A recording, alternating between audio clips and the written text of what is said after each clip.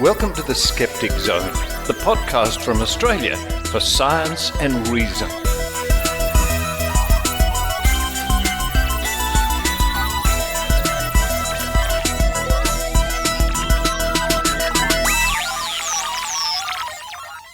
Yes, it's the Skeptic Zone podcast, episode number 855 for the 23rd of February 2025. Richard Saunders coming to you from Sydney, Australia.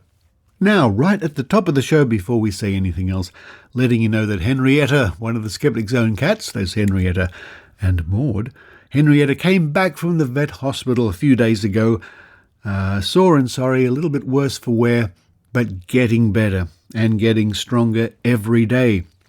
And she sends lots of purrs and lots of thank yous to everybody who sent messages of support and wishing her well. And of course, she was very interested to see how I coped here in the studio without her. I was able to tell her that coming up on this week's show, I speak to Skeptic Zone reporter and famed scourge of the paranormal, Susan Gerbic, from Guerrilla Skeptics on Wikipedia. And we talk about the wiki pages of Belle Gibson and Jess Ainscott. Now, these two women, Belle Gibson in particular, the story behind the recent Netflix series Apple Cider Vinegar. Now, when I interviewed Susan, I hadn't seen this series. I binged the whole series yesterday. And although, of course, it was a dramatization based on reality, poetic license, some characters were invented and situations never happened, etc., it was firmly based on the Belle Gibson story. And for those of you who may not know, she was a scammer around 10 years ago who convinced thousands of people that she had cancers, various cancers, and was defeating them all or doing well on her whole food and wellness and positive thinking, etc. Anyway, Susan and I chat about Wikipedia in relation to these people. Following that, a blast from the past indeed, I review an episode of In Search Of with Leonard Nimoy way back there. Well, first broadcast way back there in 1978. And this episode has to do with one of the topics I've always found interesting and one of my very early introductions to the skeptical way of thinking, water divining, or water dowsing, or water witching. And what I discovered was this program is excellent. Well, it's an excellent study in critical thinking when you critically look at the show. I hope you'll understand what I mean later on when I review In Search Of Water Seekers. Following that, oh yes, hang on to your space seats. It's part 4 of The Adventures of Psychic Penny. Now, each week we get a different AI engine to write a little bit of our space opera.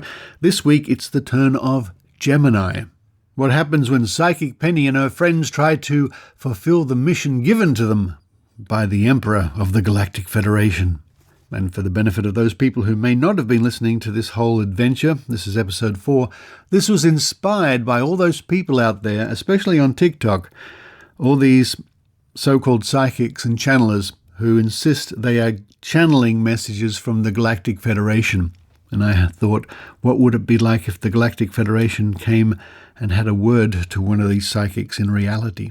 That happened in episode 1. The Galactic Federation visited Psychic Penny and took her away in the spaceship. And this adventure just gets crazier and crazier. Then to round off the show, it's back to the TROVE Archives, looking at digitised newspapers in Australian history. And we look at some more references over the years from the 1980s and the 1990s to Australian Skeptics. Well, that's enough for me at the moment. I think the show's a little bit late this week, maybe an hour or two. I slept in. I should get a better pillow. Actually, I might have a look around. A better pillow. A good pillow is good for sleeping. Anyway, it's time for me to run downstairs. Oh yes, run downstairs. Have a bagel. Toast up a nice bagel. let's see, a little bit of cream cheese, a little bit of, okay, I'll go the traditional route here. I'll have a little bit of lox or salmon on that, and a bit of pepper. While I do that, I hope you enjoy the Skeptic Zone.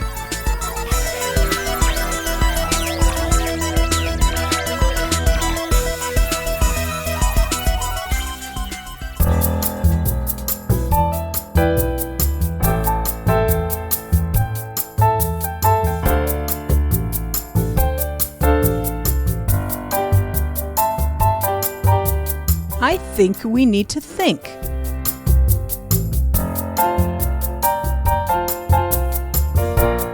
Here's Susan Gerbic.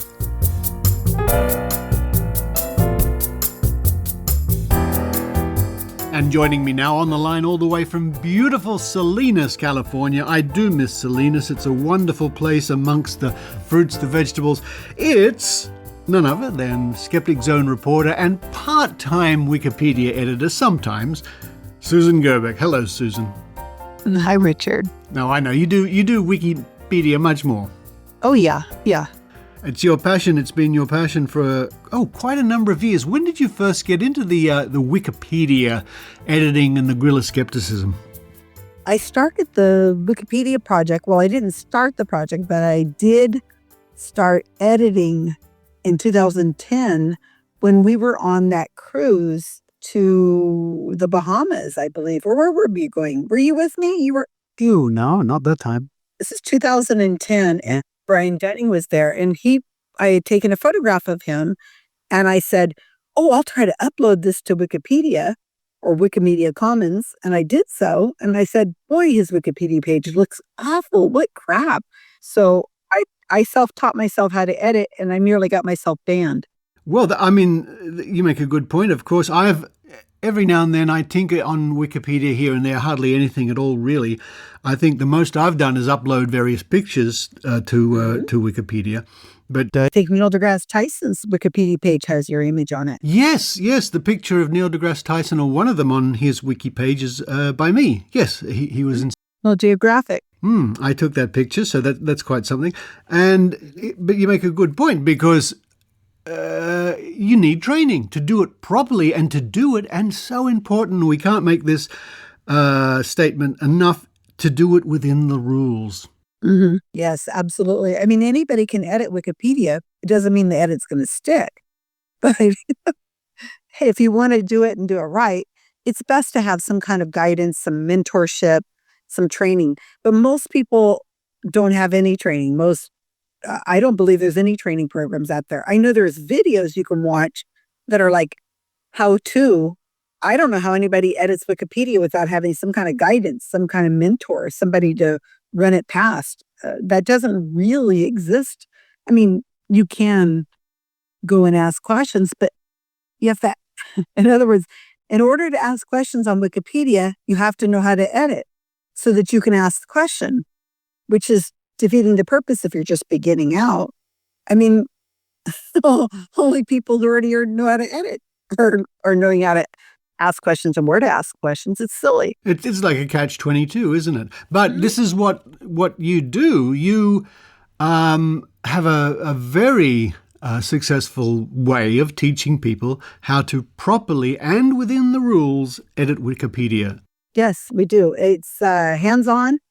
We use Facebook Messenger to do a lot of the training and Google Documents, and I do all the training. It's hands-on. I mean, I'm right there with them over Zoom sometimes, sharing screens and looking at the documents and going over it in detail. Some people pick it up really quickly and some people don't. And we want to have those people who don't pick it up quickly to learn how to edit, because we need to have their voices. I mean, we can't just have those people who are technologically able to edit, and pick up coding quickly. We need all kinds of different people editing. Absolutely right. And I know the Secretary of Australian Skeptics and one of the stars of our continuing space opera here on the Skeptic Zone, Lara Benham, is doing just that. She's learning how to properly and within the rules edit Wikipedia. Now let's talk more about Wikipedia in relation to a couple of women who have made the news again after a sizable gap, and this would be Jessica Ainscough, or Ainscott, I think it was pronounced Ainscough. Apologies to her family if I've mispronounced her name. I never mean to do that. And Belle Gibson. Now, Belle Gibson's been back in the news lately because there's a Netflix series based on her story, and we all must take this with a grain of salt, because when something's dramatized for Netflix or something else, there's always poetic license here and there. But she was infamous a decade ago for faking her brain cancer and making lots of money and saying that she was being cured and helped by various alternative medicines and so. And Jessica Ainscott was another interesting story. She was called the Wellness Warrior, and she had cancers too, but she turned her back on conventional medicine and went down the wellness route, the alternative medicine route, and very sadly she died, only aged 29.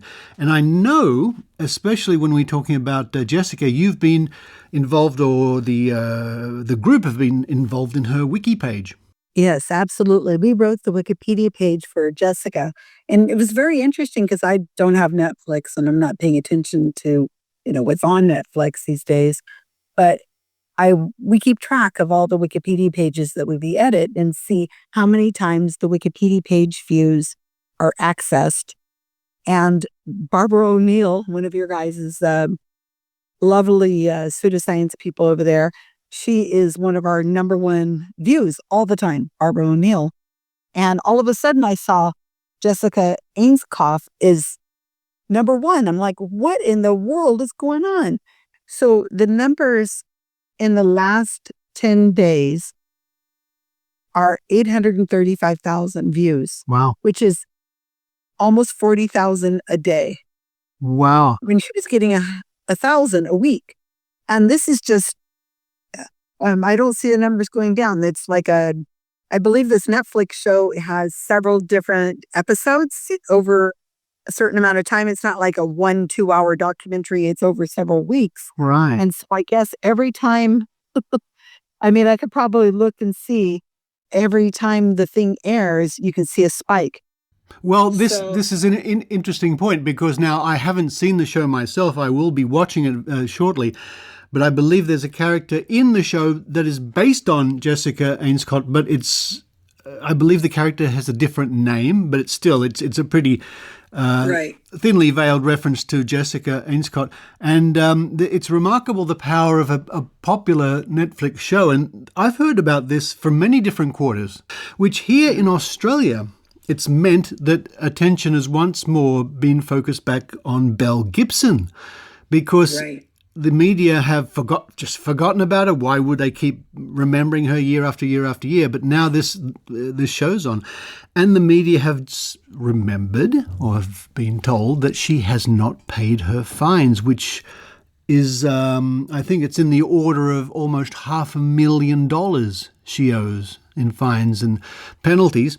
And, well, it just obviously prompts the question, well, why has she gotten away with owing such a large amount for so long? It's an interesting story.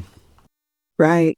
Now, if I look at the Wikipedia stats, and Wikipedia is one of the purest ways of knowing the popularity of a topic.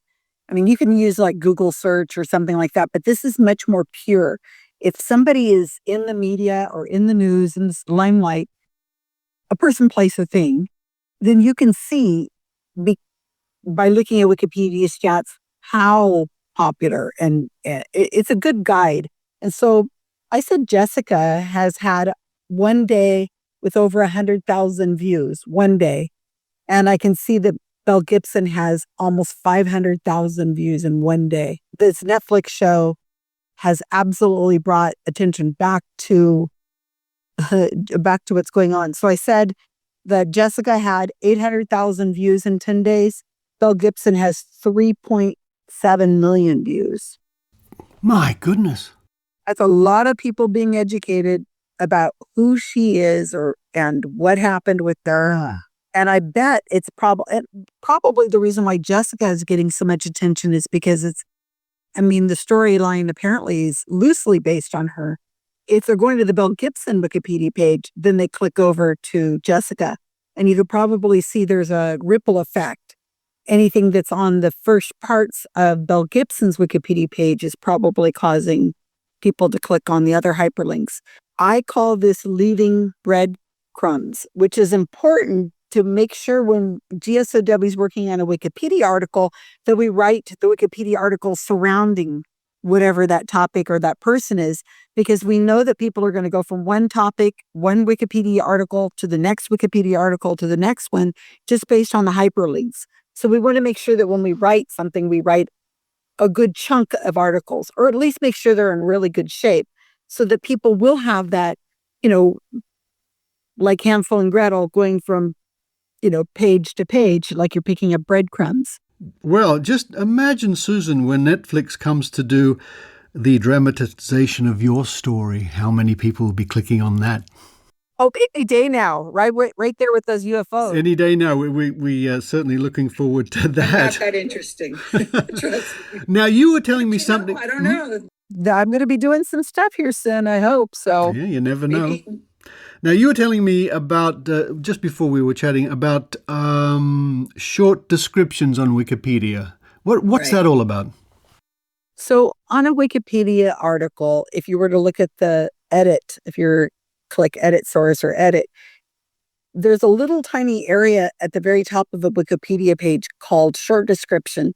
And what that is that when you type in a person's name, like Belle Gibson, into a search engine, you will see that Wikipedia, or on Wikipedia, it'll come up with a very short description and it'll like sum up the Wikipedia page. And I just noticed that Belle Gibson's short description says, Australian convicted scammer born in 1991. Wow. She's really fallen. That sort of cuts to the chase, doesn't it? Oh, my Yeah, it sure goodness. does. And that's what those short descriptions are. And when you're doing if you're doing any kind of search on the internet, these short descriptions usually are pulled up. And a lot of times that's what you see in the very short little bit that you read. Also, if you're using Google or Chrome, then you're going to get a knowledge bar on the right-hand side of the search that you're doing. And almost always that sums up the Wikipedia page. Usually the first couple lines of a Wikipedia page is what you'll see. Well, just getting back to Barbara O'Neill briefly, I noticed that her TikTok presence has had a big uptick lately. She's all over TikTok spouting her nonsense, so I'm not surprised her wiki page is getting a lot of hits. And it's important that wiki page is factual and up to date so people can really find out more about what she's really on about. Look forward to hearing more about that. Possibly you can tell us more on the Skeptoid cruise. I'm delighted you're coming along with Brian Dunning and Lara Benham and Adrienne Hill and Ross Blotcher, and the list goes on. I'm delighted that you'll be there as well. But for now, Susan Gerbic in beautiful Salinas, California, thank you very much. Thank you.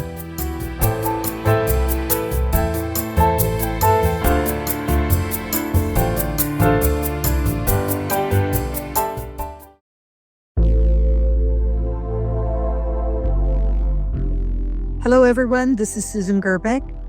I'd like to welcome everyone to Skepticamp in Los Angeles 2025. It's going to be held over the weekend of March 8th. So opening night is going to be a movie on March 7th. It's going to be at the Center for Inquiry West, which is at 2535 West Temple Street in Los Angeles. We have some really interesting speakers, not only myself, but we have some people that you may have heard of before, Ross Blotcher, Kyle Polish.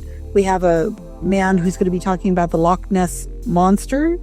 We have somebody who's going to be talking about Flat Earth.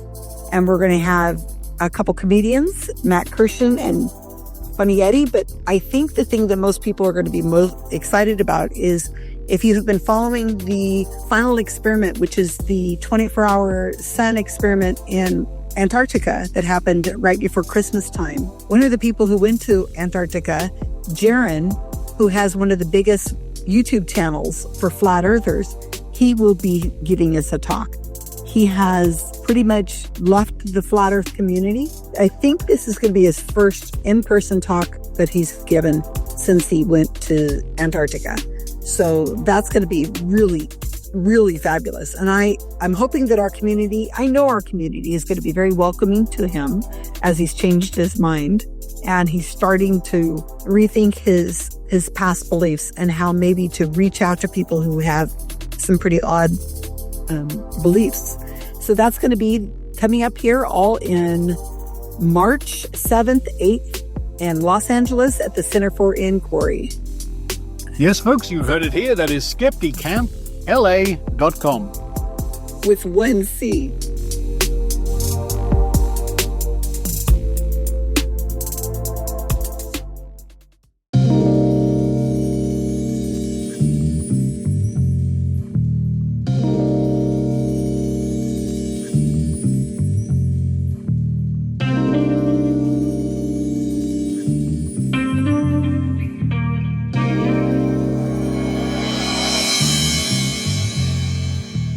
One of the evergreens of skepticism, one of the great topics, invaluable for many reasons, not the least is that it's a wonderful example of how to apply critical thinking and scientific testing, is water divining.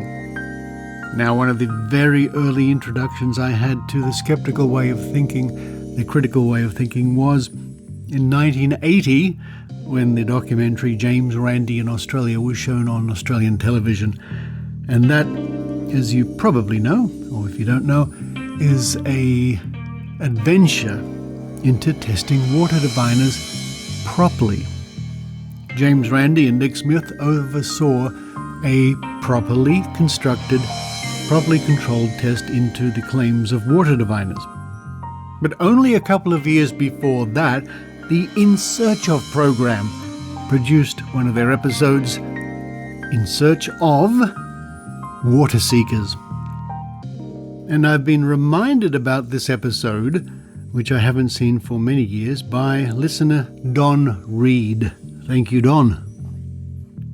Now, for those of you who are not familiar with the In Search Of television series from the late 1970s to the early 1980s, it, according to Wikipedia, In Search Of is an American television series that was broadcast weekly from 1976 to 1982, devoted to mysterious phenomena.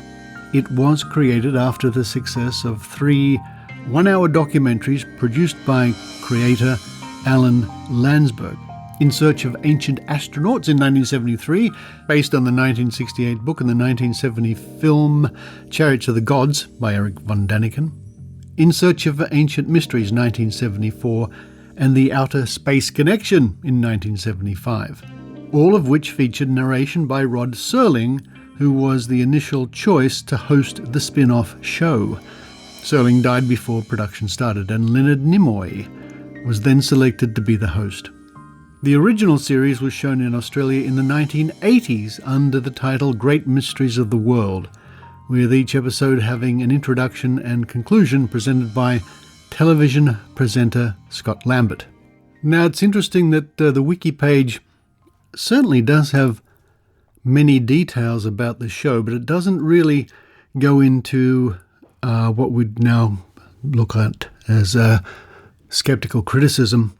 The show was largely credulous. It was written to be a show, an entertaining TV show involving mysteries. And one of the best examples is the episode In Search of Water Seekers, originally shown on October the 5th, 1978. With the byline here on the wiki page, Water Seekers scientists take another look at the divining rod. Does water emit variable signals? Now, why this show is important, especially this episode on Water Seekers. This show is a snapshot of the thinking of commercial television in that era, late 70s to the early 80s. It's also a snapshot into the thinking of mysteries and how to sell them.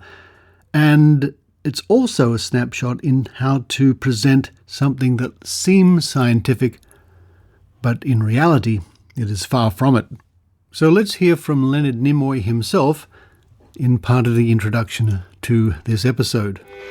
But fresh water is not always available to us where and when we need it. Through the centuries, however, certain people have been able to detect its hidden presence by an ability which has yet to be explained. Water witching, divining, dowsing, whatever name it's given, remains one of the most puzzling mysteries of nature. Now, students of critical thinking might have picked up on something very interesting in these introductory remarks. Leonard Nimoy here is begging the question.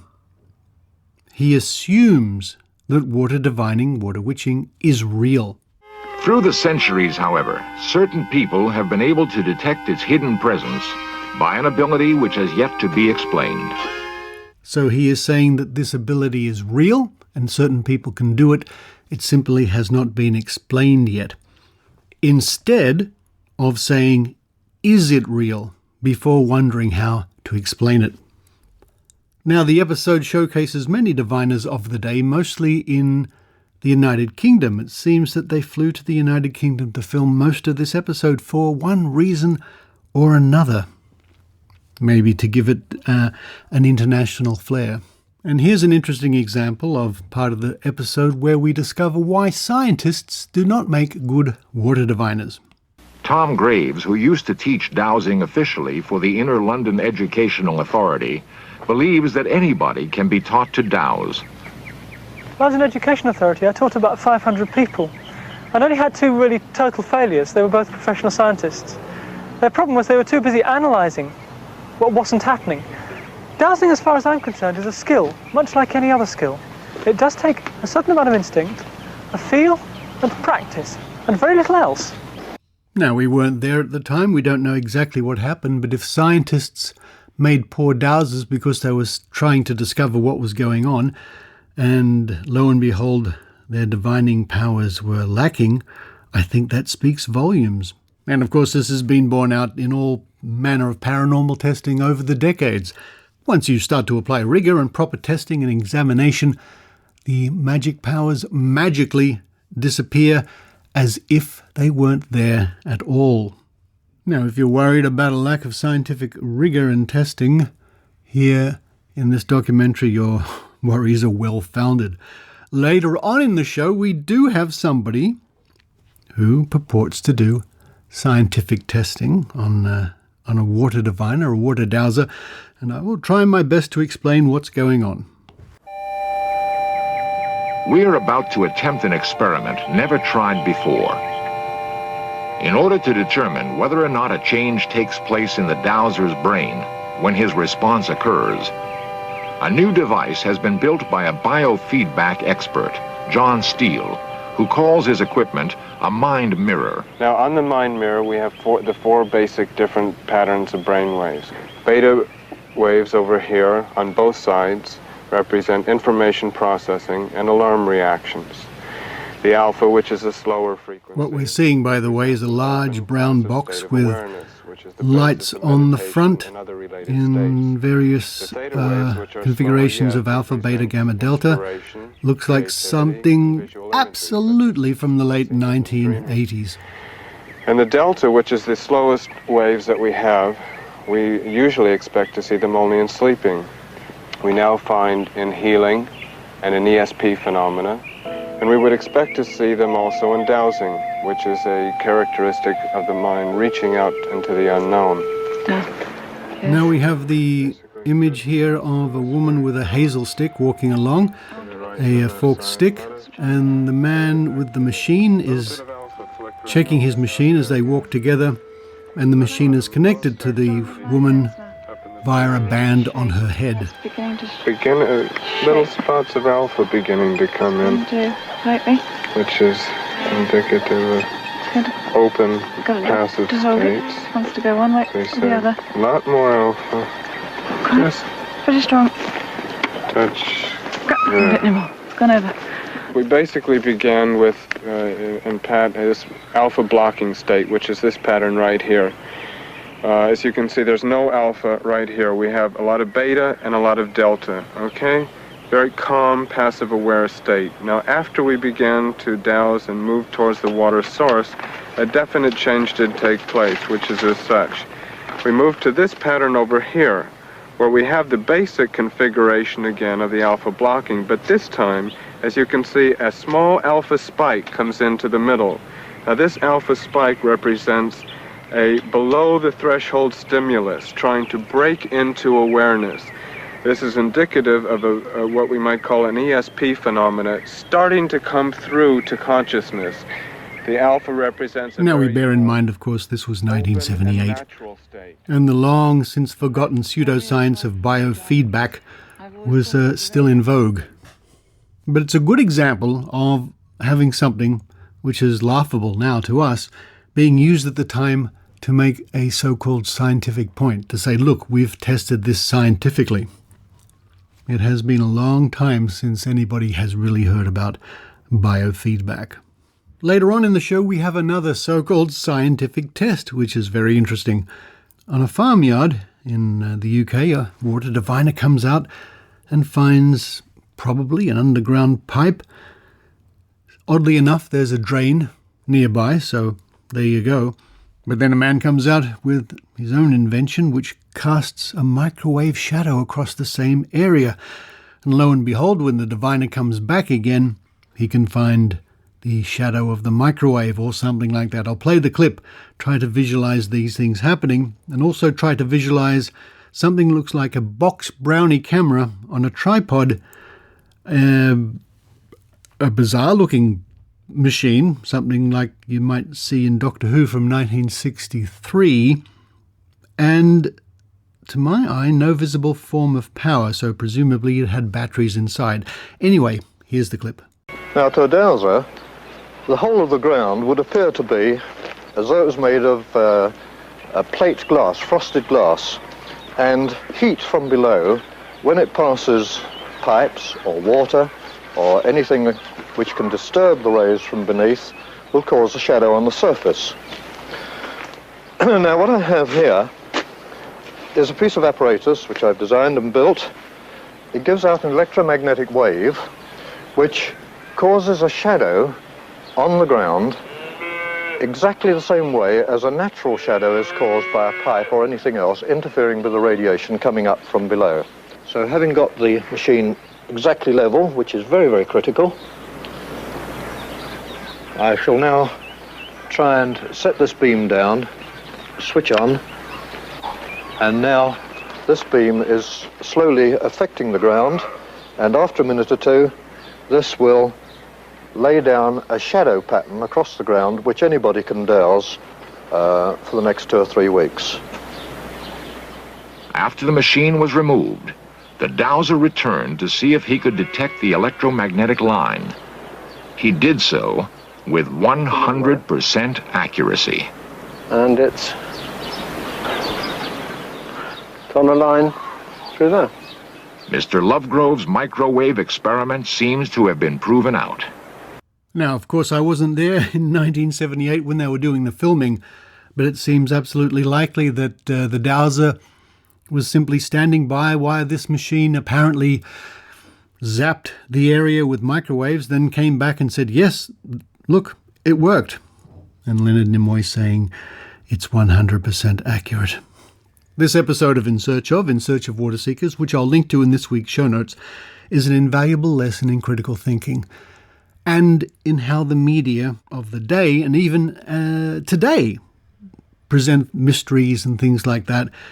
They have a primary mission, and that is to make something people will watch, something that's entertaining, something that is hopeful, enticing. They're not interested in getting to the truth. That's not their job. They're interested in making an entertaining TV show. But all these years later, in fact, the whole of the In Search of series is an invaluable resource for modern critical thinkers. Worth reviewing, and there are lessons to be learned. But let's leave the last word to host Leonard Nimoy. We've seen dowsers from many walks of life. They claim that the ability to dowse is perfectly natural, a sixth sense, latent in everyone. But like most things, it takes time and experience to master. Because science cannot yet explain how dowsing works, it has been at best disbelieved, at worst branded as witchcraft and magic.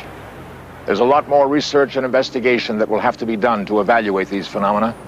Nature is always slow to reveal her secrets, and when she does, she usually does so in small stages.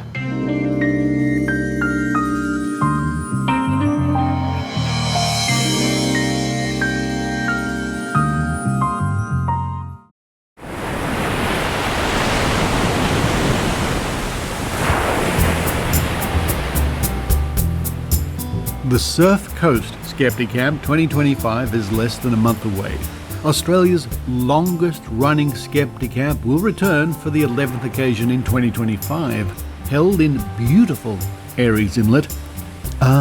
Listen to those waves. On the Great Ocean Road, about 125 kilometres from Melbourne, this is a great opportunity for skeptics to have their say about what interests or concerns them. The Skepticamp philosophy is very much one of participation. The date to put aside in your diary, the 15th of March 2025, running from 10:30 a.m. to 4:30 p.m.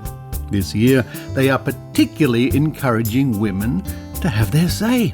So don't be shy and think about how you can contribute to the day. Thoughts, suggestions and offers to present can be forwarded to the Skeptic Groups of Victoria email at sgofvic@gmail.com. Presentations are generally short, about 20 minutes, followed by a Q&A. If you have something to say, this is a great opportunity to speak in a friendly and knowledgeable environment. The program so far, but still a work in progress. This year, Surf Coast Skepticamp 2025 is delighted to announce the program will be headed by published author and researcher Karen Bickersma, who will alert us to online subterfuge with reading between the lies, applied rhetoric in the digital dating era. Also appearing live from the Skeptic Zone studios in Sydney, Richard Saunders, and Thornet Award winner Nathan Eggins, also known as Conspiracy of One, live from Brisbane.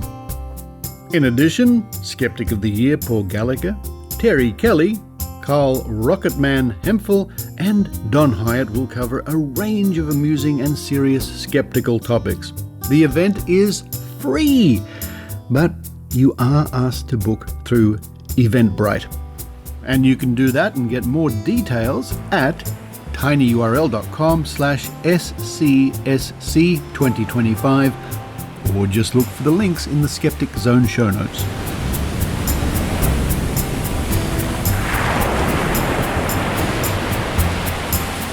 That's Skepticamp 2025 on the 15th of March in beautiful Aries Inlet.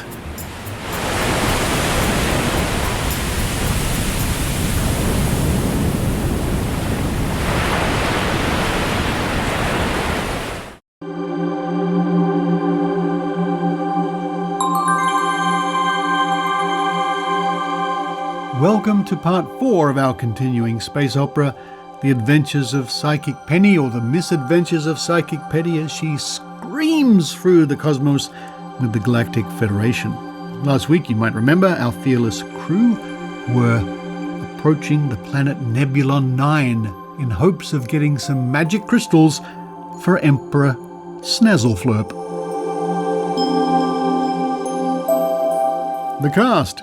The narrator sets the scenes and transitions, played by Richard Saunders. Psychic Penny, a fake psychic with a flair for the dramatic, played by Adrienne Hill.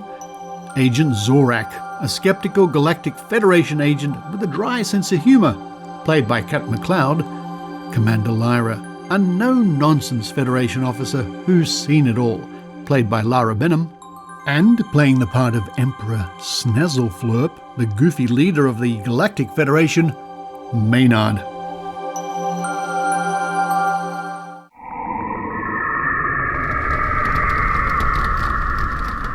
The Galactic Federation starship, the slightly rusty Bucket, was hurtling towards Nebulon 9, a planet famed for its, well, let's just say its spirited inhabitants and its highly coveted magic crystals. Aboard were Commander Lyra, Agent Zorak, and Psychic Penny, the psychic whose predictions were about as accurate as a malfunctioning astro compass.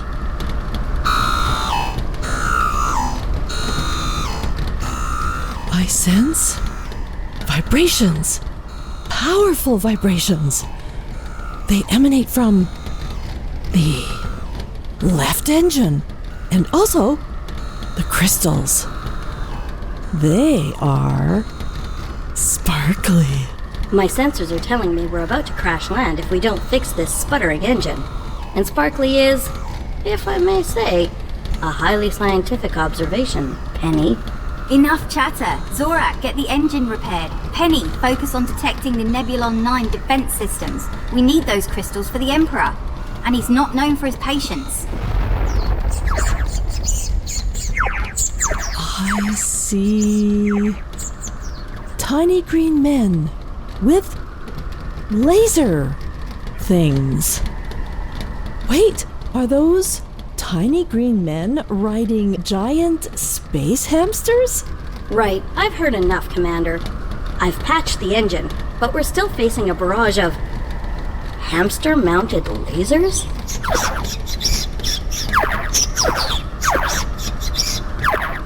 Shields are holding, for now.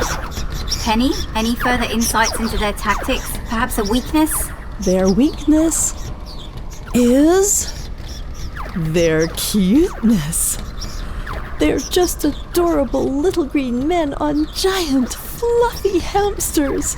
I'm feeling overwhelmed by the sheer adorableness. That's the most insightful prediction yet, Penny. I suppose our strategy should be to deploy a battalion of fluffy kittens. No time for cute distractions. Evasive maneuvers. Zorak, prepare the crystal collector.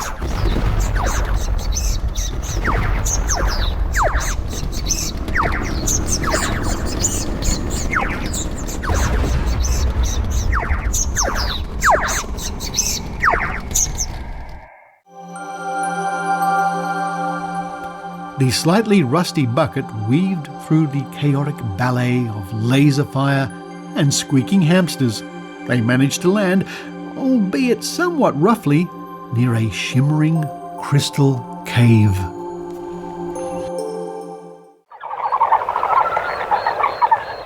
Let's get those crystals and get out of here. Zorak, Penny, with me.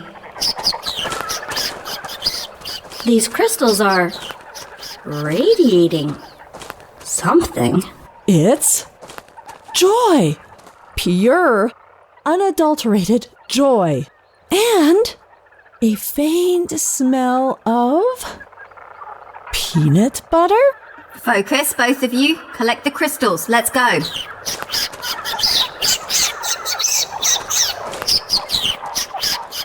Commander, I think we have a problem.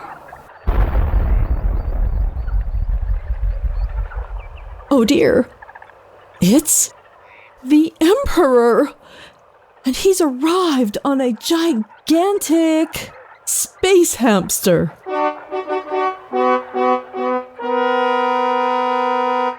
My loyal subjects, I've come to personally oversee the extraction of my precious sparkly crystals. And what's with all the squealing? It's disturbing my concentration. I said concentration. And where's the peanut butter? Said peanut. Ah, yes, where's the peanut butter indeed?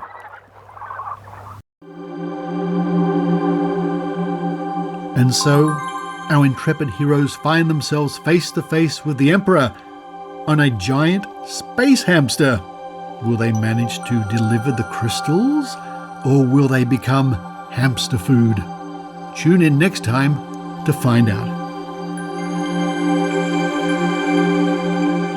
And that was part 4, and that was written by the Gemini AI engine. I guess you'd call it an engine. And next week, part 5 of our continuing saga will be written by Meta AI.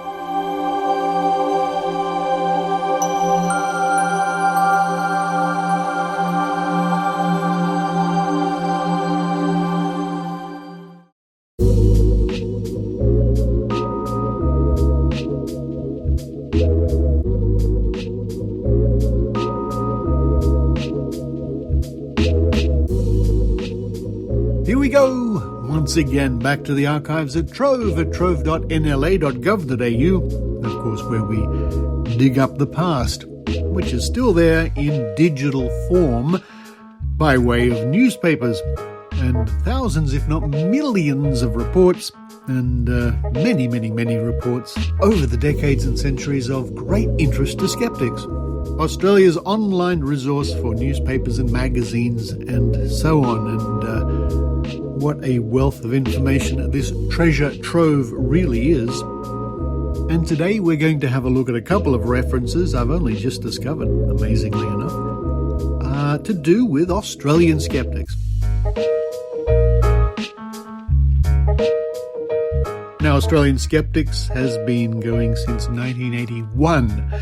And especially in the early years, there was a lot of media interest because the skeptics were sort of new and interesting on the scene. So we're going to go back sort of into the earlier days to see what people were writing about Australian skeptics.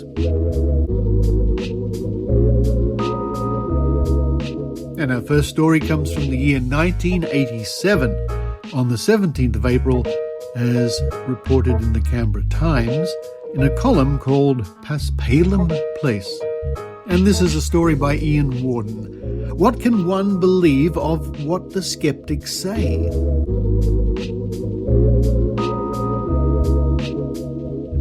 I have received what purports to be an invitation from the Australian Skeptics to what they say is their third national conference, and which they say will be held on Saturday from 2 p.m.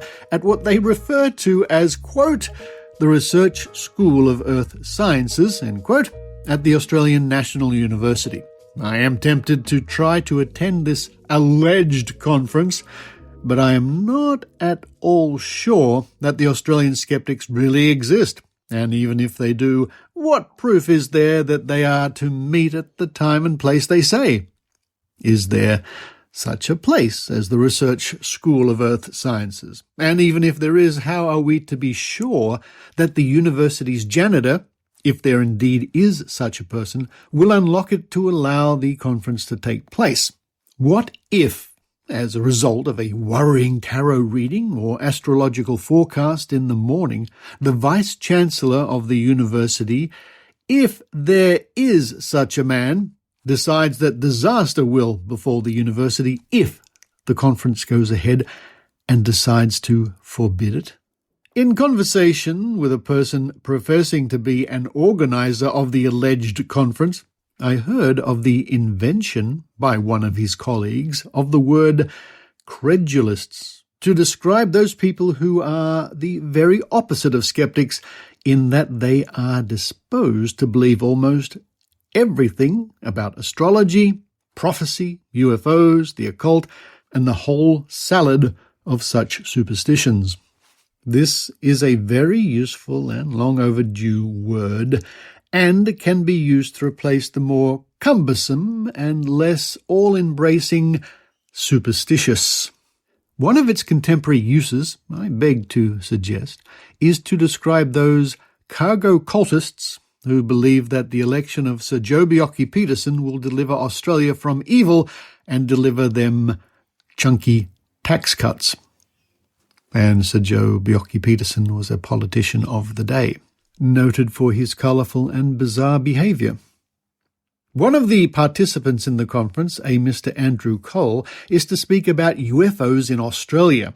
He is on immediately after someone has spoken on and probably savaged the prophecies of Nostradamus. I had supposed that Mr. Cole would be having a good scoff at the belief that there are such things as UFOs, but he surprised me in saying that, in fact, he has an open mind on the matter, and that it is quite common for skeptics to be interested in UFOs and to contribute a little discriminating sanity to an interest which does attract some fanatics. Skeptics are useful in this area, he tells me, because with their intellectual detachment, they are able to help explain away more than 90% of alleged UFO sightings that are either Venus or Jupiter or Boeing 727s or kites or something else which is explicable. He tells me that he has played some part in explaining one sighting in which a couple, scared out of their wits, were chased at night in their car by darting lights. Upon skeptical investigation, this chase proved to be, instead, light glinting on the shiny power lines above a railway track for electric trains. The road, in the country, ran close to the railway lines so that alterations in the angles at which the road related to the line gave the impression of the lights darting away and towards the car. A less sceptical student of UFOs, a ravenous credulist hungry for proof that we are not alone, might have been quick to consign this report to the inexplicable basket. And, to my surprise, I find myself more sceptical on this subject than an accredited Australian skeptic, believing, as I do, that people who are disposed to believe that there are inexplicable things going on in the skies are disposed to believe that there are peregrinations of interesting beings from a galaxy far away, and beings with the intellect each of several dozen dolphins, and hence with the ability to make godlike interventions to make our planet a better place. Perhaps, again, it is disconcerting for people to look up at the firmament and have to believe that we are alone. If there are such beings, then it is not easy to explain why they are so circumspect about making unambiguous contact with humans, instead of giving a fleeting glimpse of themselves or of their alleged vehicles to the occasional lonely hobbledehoy who has never a camera or a tape recorder handy. Why don't they land on Seaford Oval during a rugby league match, preferably at half-time so as not to interrupt the game? Or come and hover over Lake Burley Griffin during the food and wine frolic? Or, if a fear of crowds is a problem, land during a Canberra City Griffins soccer match at the Bruce Stadium, or call a discreet press conference of the sensitive journalists of a reputable organ like the Canberra Times. And finally, a short story from the year 1994 on the 22nd of September, once again from the Canberra Times. A judgment from God. With one of those eerie coincidences which the Australian skeptics are always dismissing as having no underlying significance, the new edition of their journal, The Skeptic, landed on our desk on the very day, yesterday, on which we were about to write to that journal to report a coincidence with an obvious underlying significance. At 5:15 p.m. on Tuesday, as we were writing an item praising Islam, the Canberra Times ornate Fishwicks complex suffered a sudden, inexplicable loss of electric power, which wiped everything written off the journalist's screen with a great flash of light. The underlying significance of this, God's wrath over the writing of something in praise of an alternative faith, is so obvious that it sticks out like a pillar of salt. This significant coincidence deals a terrible blow to one of the skeptics' beliefs. But by then they have had a compensating success this week with the news that German researchers seem to have shown that near-death experiences are probably due to the brain being starved of oxygen and are not a glimpse of paradise. Fainting was induced in 42 healthy young volunteers, and the volunteers reported a range of ecstasies. And not that the Skeptic Zone would ever recommend a similar experiment. Don't do that at home.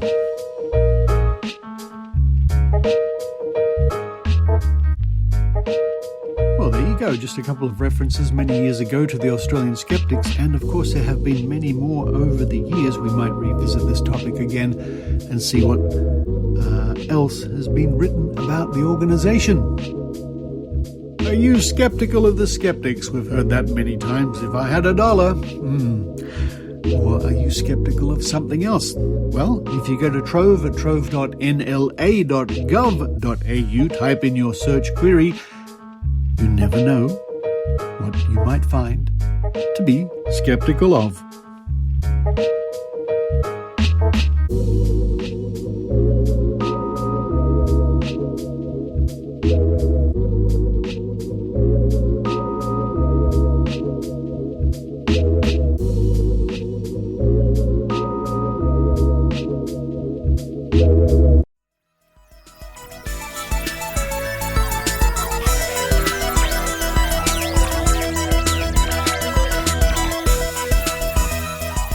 Thank you for listening to the Skeptic Zone podcast, and I hope you tune in next week for the next gripping adventure with our friends from the Galactic Federation. And maybe some of our friends from the Galactic Federation are sponsors of the show. Maybe they chip in with PayPal or Patreon, and you can join them at skepticzone.tv. And if you go there, you can click on the Patreon or PayPal banner, and contribute monthly, weekly, I think, or be generous and buy a round of drinks. Or maybe you can buy some kibbles for Henrietta. All your contributions mean the show keeps going. Now here's something that's come my way via Maynard, otherwise known at the moment as Emperor Snazzleflurp. Maynard has directed my attention to a YouTube video called Jabba's Curious World. And this is an investigation, a little bit tongue-in-cheek, to be sure, but a very, very worthwhile investigation or look at paranormal in Australia in that year, including the famed late cryptid hunter Rex Gilroy. Now, Rex Gilroy lived in the mountains just west of Sydney, and he was known for his extensive collection of cryptid footprints or plaster casts, and I, for one, would have no problem accepting that he created most, if not all, of these footprints himself and made plaster casts and had them on display. I saw a display of these once, and it got to be into the realms of farcical how many he had. Yowies or Bigfoot footprints or something similar, giant cat footprints and so on. Anyway, if you go to this week's show notes at skepticzone.tv, and just after you've clicked the Patreon or PayPal button to subscribe, you can see the link for Jabba's Curious World 2011 Paranormal in Australia. And thank you, Maynard.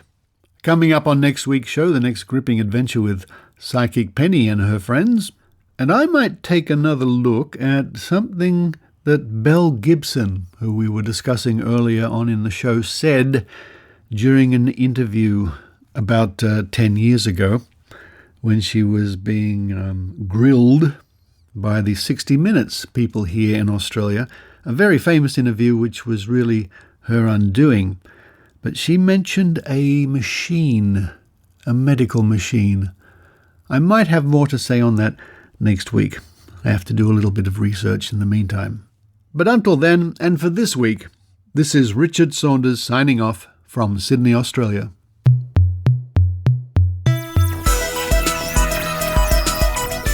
You've been listening to the Skeptic Zone podcast. Please visit our website at www.skepticzone.tv for episodes and show notes with links going back to 2008. You can follow the Skeptic Zone on Facebook, X, TikTok and YouTube by clicking the links at our homepage, together with links to support the show financially via Patreon or PayPal. The Skeptic Zone is an independent production. The views and opinions expressed by our guests are not necessarily those of the Skeptic Zone podcast or any other skeptical organisation.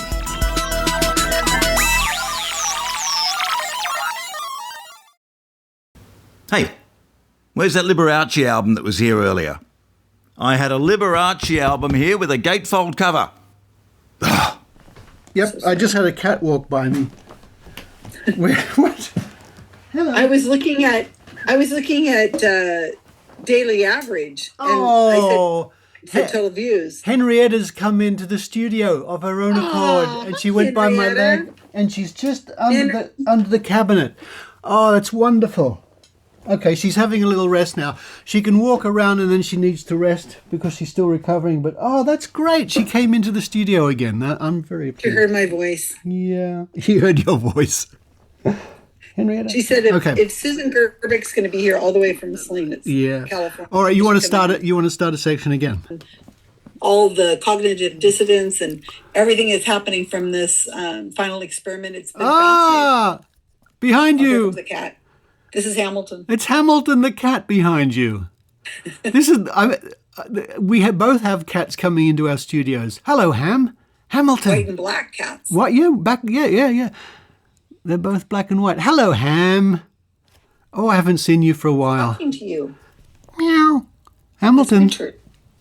He never notices what's on the screen. I don't understand why. None of my cats have ever done that. I've never had cats that follow things on screens. Yeah. I don't know why. Hello, Ham.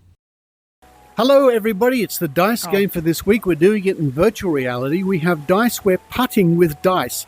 Don't ask. It's a long story. I have Skeptic Zone reporter Adrienne Hill and the secretary of Australian Skeptics, Lara Benham, who both star in our space opera every week. But we're going to be putting dice this week. So this is a bit odd. I'm going to predict Lara is going to putt her dice and it'll be a number 2. I'm going to say a 6. All right. And I'm going to say a 3. And just a bit of a disclaimer before I do hit. We have no idea of the maths that's gone into this behind the scenes in terms of like what is the actual probability and whether it is a fair die or not. We'll find out. Know. We don't know. And it is a 3. 1. A 3. 1. Oh, a 3. You're right. It's a 3. It's a 3. Yeah, it is a 3. It's just because of the pattern on my ball. It's very colourful. Yeah. All right, I win. Adrienne. And my old eyes. Adrienne. My turn? Yep. No, you're going to putt. I'm going to predict your dice comes down as 6. 4. I'm going to predict a 6 as well. And Lara says 4. And what did you say, Lara? 4. I said 4. Okay. Here it comes. Yeah, my internet's still very bad. It's 1. 1. It's a 1. None of us. All right. Psychic Penny is not doing well. Not today. And Richard is going to putt his dice, and I'm going to predict a 5 for Susan Gerbic. I'm going to say 6 again. 1. Here it comes. Putt. And it is a 2. 2. 2. 2. So. Well, I win the prize today for getting one of them correct. So the winning numbers are 3, 1, and 2. Virtual reality dice game. Not bad. Are we going to do the supplemental? Supplemental. All right. Well, you can just pick it up. Look, I've picked up my ball. Yes. I'm going to throw it in the air. Ready? Yes. This is for the supplemental. What are we going to go for? I'm going to guess a 6 again. All right. I'm going to guess a 5. I'm going to go with 6. And she throws the dice up, and it's a 5. 5. 5. It's a 5. Adrienne. Woohoo! This is a lot of fun to do it in virtual reality. Ooh, this is love fun. chucking the ball this around. Is cool. I do. We're all throwing dice around this virtual. 5.